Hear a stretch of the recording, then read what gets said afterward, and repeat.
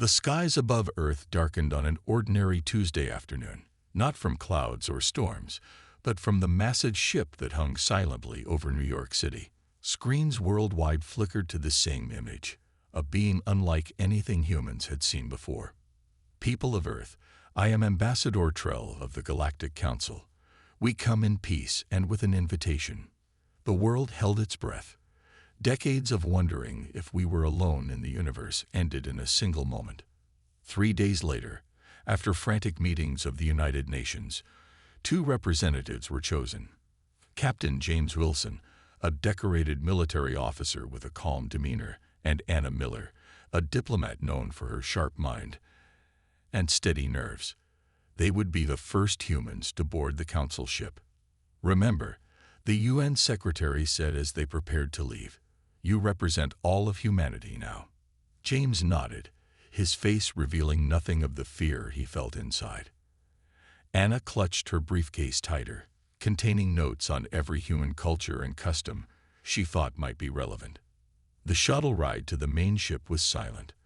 When they arrived, Ambassador Trell greeted them personally. The alien stood nearly 7 feet tall with smooth blue skin and 4 arms. Its eyes, all 3 of them, blinked in sequence. "Welcome aboard the Harmony," Trell said, voice translated through a small device on what appeared to be its chest. "We have much to discuss." The meeting chamber contained representatives from 12 different species. Some looked almost human, while others defied description. James found it hard not to stare at the being made entirely of what looked like shifting crystal. "Earth has reached the technological threshold for Council consideration," Trell explained. "You have achieved faster-than-light communication, though your travel methods remain primitive. We're honored by your interest," Anna replied carefully. The crystal being spoke next. "Let us be clear. You are being offered probationary status only. There are concerns about human unpredictability." For the next 8 hours, the Council representatives outlined the terms. Earth would receive limited access to Council technology. In exchange, the planet would provide raw materials and allow Council researchers to study human biology and culture. Earth would have no voting rights for at least 50 years. "We have been observing your planet for centuries," a reptilian council member added. "Your species shows unusual adaptability." James caught the tone. They didn't mean it as a compliment. When the meeting ended, Anna and James were given private quarters for the night. Once alone, they finally spoke freely. "They're treating us like children," James said, pacing the room. Anna nodded. "Or like a resource to be managed. Did you notice how they kept emphasizing our potential while restricting almost everything?" "They're afraid of something," James replied. "The way they talked about human adaptability. They see it as unpredictable. What choice do we have?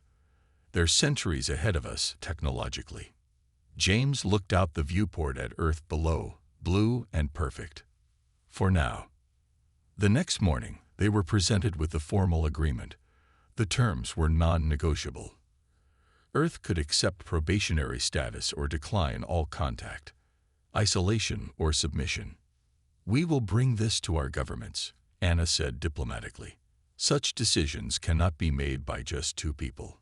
2 weeks of worldwide debate followed. In the end, pragmatism won.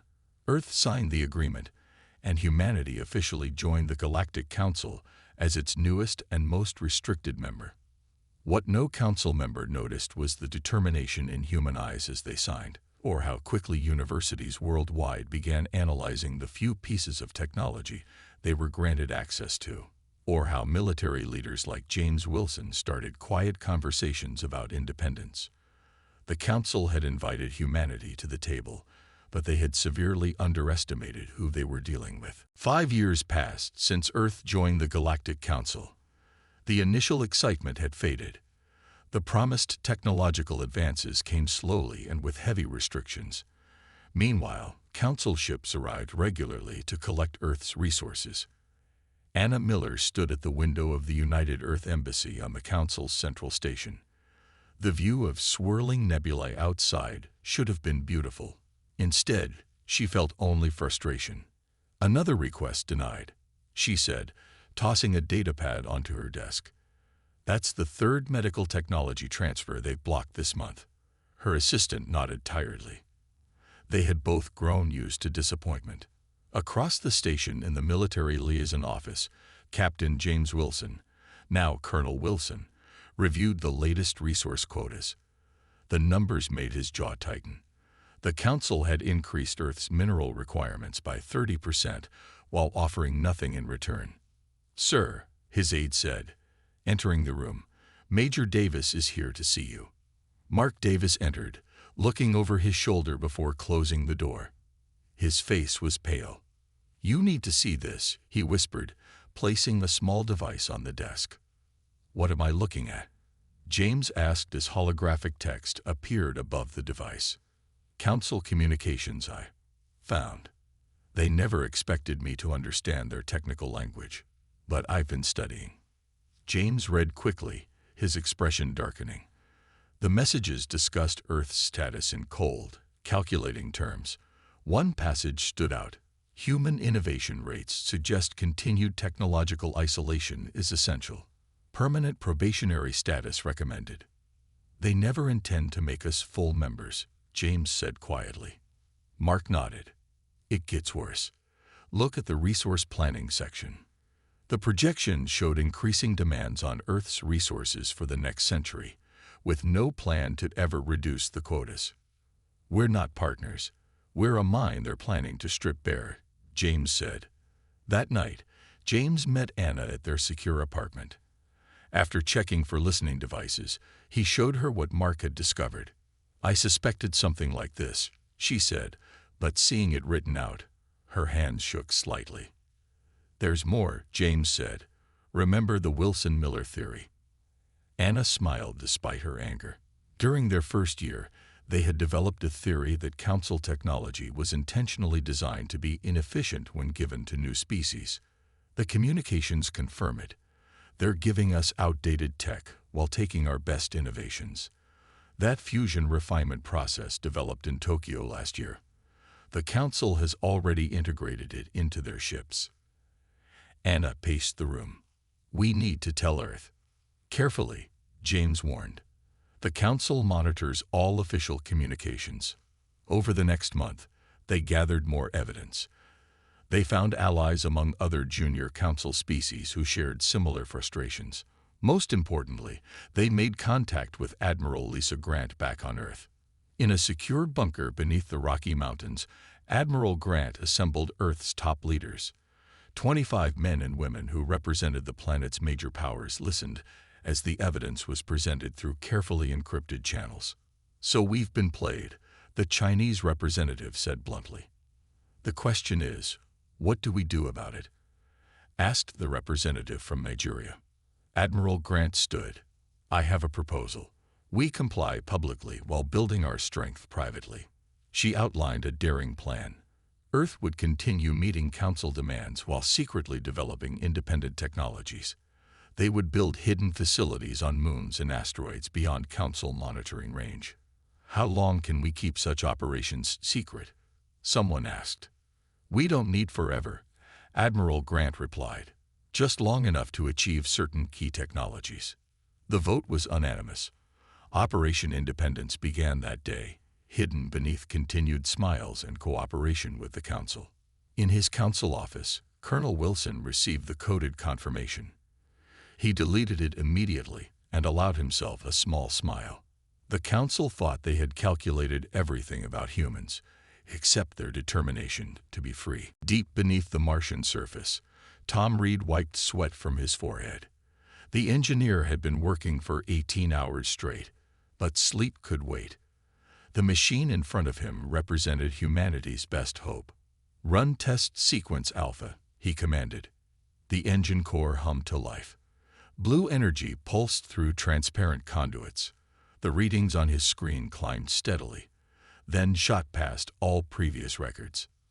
Tom stared, hardly believing what he saw. "We did it," he whispered. The propulsion system combined Council technology with human innovation in ways the aliens had never imagined. While publicly Earth continued using the inefficient drives the Council provided, this new engine could travel 3 times faster using half the fuel. Tom tapped his secure communicator. Admiral Grant, the Firefly works.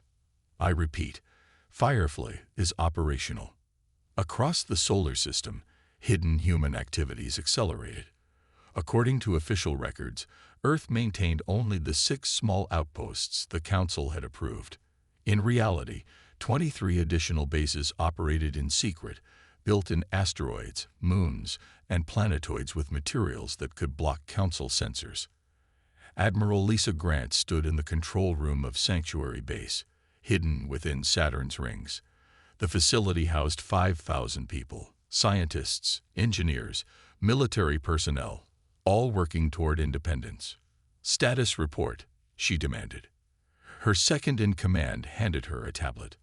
Firefly engines are in production. The first 10 ships will be ready next month. Resource collection is at 140% of targets. Lisa nodded, and Project Blackout, ready for testing. If it works, we can hide an entire fleet from Council detection. On Earth, things appeared normal. Council inspectors visited regularly, finding only what humans wanted them to see. Human representatives attended Council meetings, voicing minor complaints while appearing generally cooperative. Colonel James Wilson had perfected the art of looking slightly frustrated, but ultimately compliant in these meetings. Today's session was no different. Earth acknowledges the new mineral quotas, he stated flatly to the Council. Ambassador Trell nodded, 3 eyes blinking in their distinct pattern. The Council appreciates Earth's continued cooperation. As James left the chamber, he passed the representative from Antari, another junior species. The tall, gray-skinned alien gave him the slightest nod. A signal. Their private meeting later would be critical. Earth wasn't the only world tired of Council control. Back on Mars, Tom Reed watched as the first ship equipped with his Firefly drive prepared for its maiden voyage. Named Silent Step, the vessel looked unremarkable from the outside, deliberately designed to resemble standard human transport ships. All systems ready, the captain reported. Tom took a deep breath. Launch when ready. The ship rose silently, then vanished as it engaged the Firefly drive. Its destination lay beyond Neptune, the site chosen for humanity's first truly independent colony. That colony, codenamed New Dawn, represented the boldest part of Operation Independence. Built inside a dwarf planet in the Kuiper Belt, it housed 20,000 people who officially didn't exist according to Earth records. Scientists, farmers, builders, the seeds of human civilization beyond Council control. On the Council station, Anna Miller attended another frustrating trade negotiation. The Council representatives offered the same unfair terms they always did. Anna argued just enough to seem concerned, but ultimately accepted the deal. As she left, she received a coded message on her personal device. New Dawn fully operational. Anna permitted herself a small smile. The Council thought humans were obediently following their rules, staying within the boundaries set for them. They had no idea what was happening right under their noses. The silent rebellion grew stronger each day. Soon, humans would no longer need to pretend. The message from the Galactic Council arrived without warning. Every screen on Earth displayed the same image. Ambassador Trell, flanked by representatives from the Council's most powerful species. People of Earth, Trell began, 3 eyes blinking in sequence. The Council has reviewed your resource contributions. We'd find them insufficient. President Robert Hayes watched from the Oval Office, his face revealing nothing. Around him stood his closest advisors, including Admiral Grant, newly promoted to head Earth's official defense forces. The Council hereby increases Earth's resource quotas by 70%, effective immediately, Trell continued. Additionally, we require 3 million human workers for Council projects throughout the galaxy. The room remained silent as the message ended. Then the President spoke. How ready are we? Admiral Grant straightened. Operation Independence is at 93% completion. The New Dawn colony now houses 50,000. We have 47 ships with Firefly drives. Project Blackout has been successfully tested. And our allies, the Anteri, are ready to move with us. 3 other species have indicated support. The president nodded. Call the emergency session. 2 hours later, the United Earth government convened. Representatives from every nation gathered in the Grand Hall in Geneva. The meeting was labeled as a response to the Council's demands, but everyone present knew it was much more. President Hayes took the podium. The room fell silent. For 5 years, we have played by their rules, he began. We have given our resources, accepted their restrictions, and smiled while they took everything and gave little in return. He touched a button, and the classified Council communications appeared on screens throughout the hall. We now have proof that the Council never intended fair treatment. They plan to keep us permanently under their control, to drain our world dry, and to use our people as cheap labor. Murmurs filled the room. Most had suspected this, but seeing the evidence made it real. But while we appeared to comply, we have been preparing. The president nodded to Admiral Grant, who stepped forward. On the screens, images appeared of the hidden colonies, the fleet of ships with Firefly drives, the advanced technologies developed in secret. Today, I ask for your vote on Resolution 147, Earth's formal withdrawal from the Galactic Council. The debate lasted only 2 hours. When the votes were tallied, the result was clear: 189 in favor, 0 against. President Hayes returned to the podium. Let it be recorded that on this day, April 17, Earth reclaims its independence. The broadcast that followed went to every corner of Earth and beyond. Hayes stood tall as cameras transmitted his image across the galaxy. To the Galactic Council, for too long, we accepted unfair terms, believing we had no choice. We now understand your true intentions. Earth hereby withdraws from all agreements with the Council, effective immediately. We will determine our own destiny. He paused, then continued more forcefully. To any who would think of forcing our compliance, be warned. We are no longer the naive species you first contacted. We have prepared. We will defend our freedom. On the Council station, Anna Miller and Colonel Wilson watched the broadcast from their secure apartment. Years of pretending, of careful deception, had led to this moment. It's finally happening, Anna whispered. James nodded. Phase 1 complete. Now comes the hard part. Their communicators buzzed simultaneously, the signal to begin Phase 2. They had 20 minutes to reach their extraction point before Council security would come for them. As they gathered their emergency bags, already packed for this day, James paused to look out at the station one last time. They never understood us, he said. They thought we would accept being second class forever. Anna smiled grimly. Their mistake. Across the galaxy, the message spread. Earth had done the unthinkable. A junior species had defied the Council, and the Council had no idea what was coming next. The Grand Chamber of the Galactic Council had never witnessed such chaos. Species that had maintained dignified relationships for centuries now shouted over each other, pounding tables, and making threats. At the center of the storm stood Ambassador Trell, 3 eyes blinking rapidly in distress. Order. I demand order. Trell's voice struggled to carry over the noise. The crystal being known as Elder Crix rose up, its form flashing angry red pulses. How could this happen? A probationary species simply leaves? It's unprecedented. Unprecedented because it's forbidden, roared the representative from Dorne, a massive reptilian whose scales had darkened to nearly black with rage. We must send our fleets immediately to bring these humans back into compliance. On the trading floors of the station, the situation was equally chaotic. Merchants who had built fortunes on human resources and innovations watched their businesses collapse in real time. My entire inventory of human coffee is gone, wailed a 6-armed trader, holding up an empty container, bought for 10 times its value just hours ago. Another merchant frantically typed on his console, "Human technology shares are crashing the market." I've lost everything. In the luxurious council tower, the 12 high counselors met in emergency session. Their discussion was more controlled but no less panicked.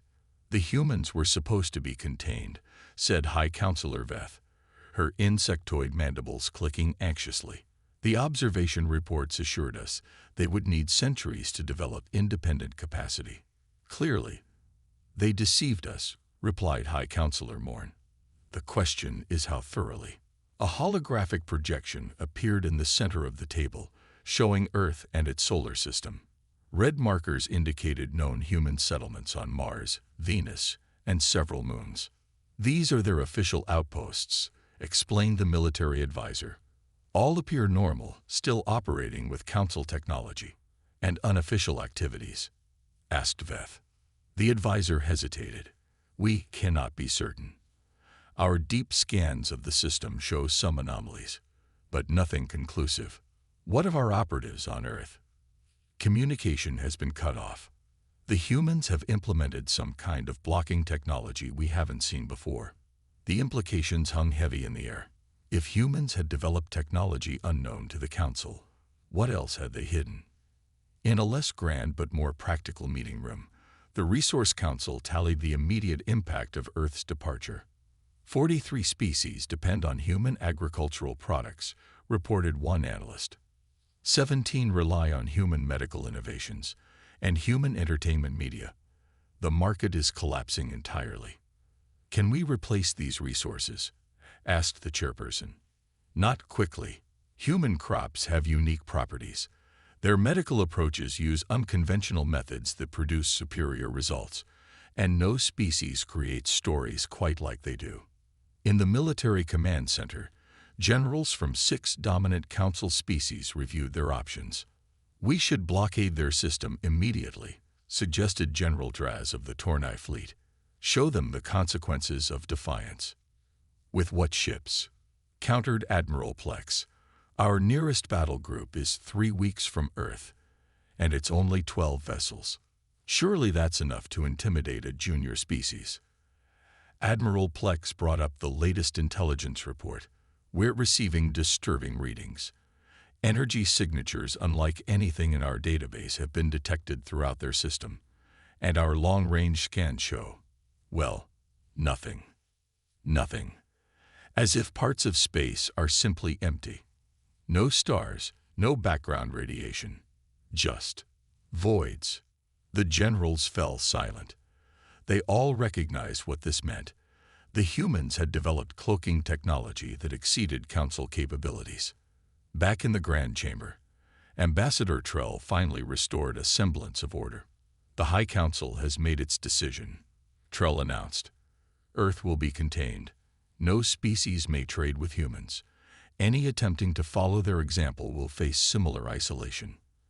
As the pronouncement echoed through the chamber, few noticed the empty seats where once sat representatives of several smaller species, or how certain council members exchanged worried glances.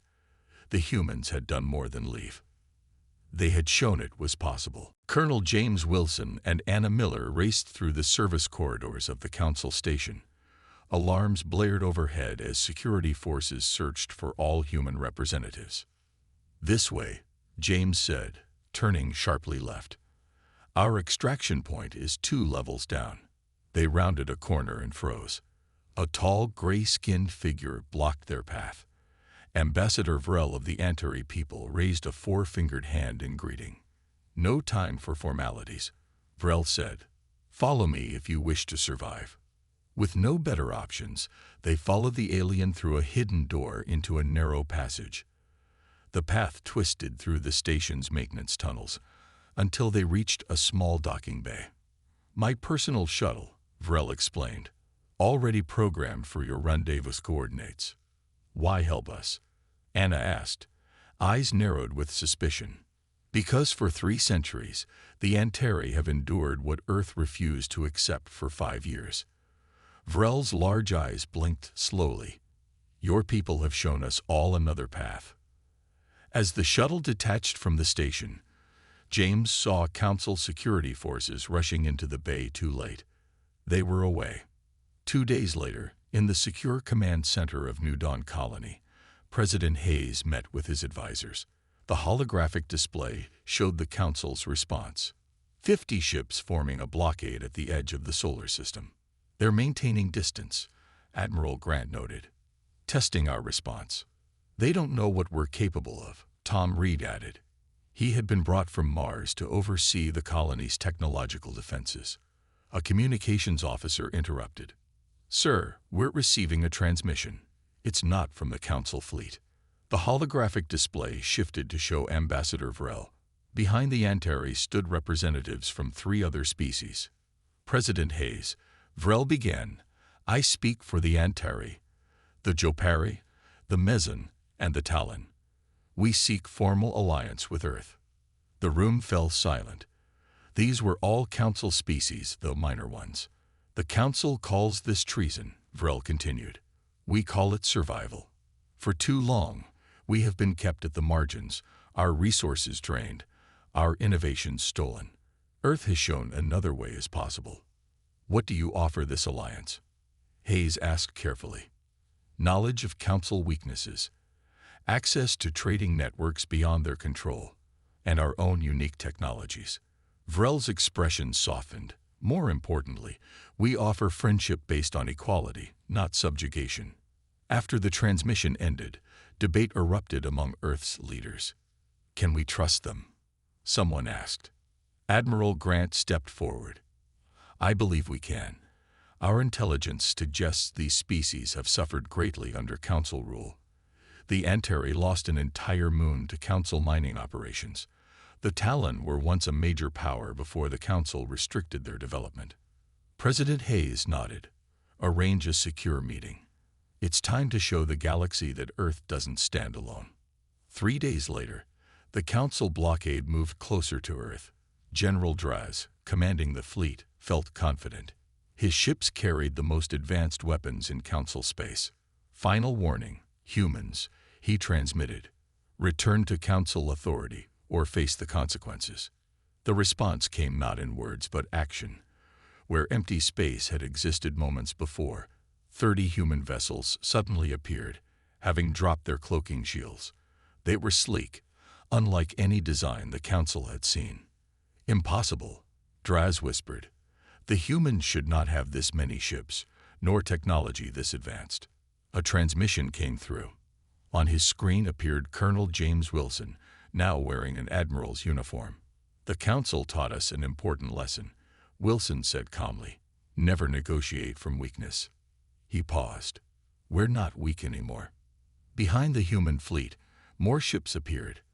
Vessels of Antari, Jopari, Mezan, and Talon design. As General Draz stared at the combined fleet, a terrible realization dawned. The Council had miscalculated badly. Earth hadn't just left the Council. They had started a revolution. 1 year after Earth's withdrawal, the galaxy looked remarkably different. The Council station, once the proud center of galactic power, now seemed diminished. Many docking bays sat empty, and the grand trading halls echoed with reduced activity. In the Council chamber, Ambassador Trell addressed a much smaller assembly.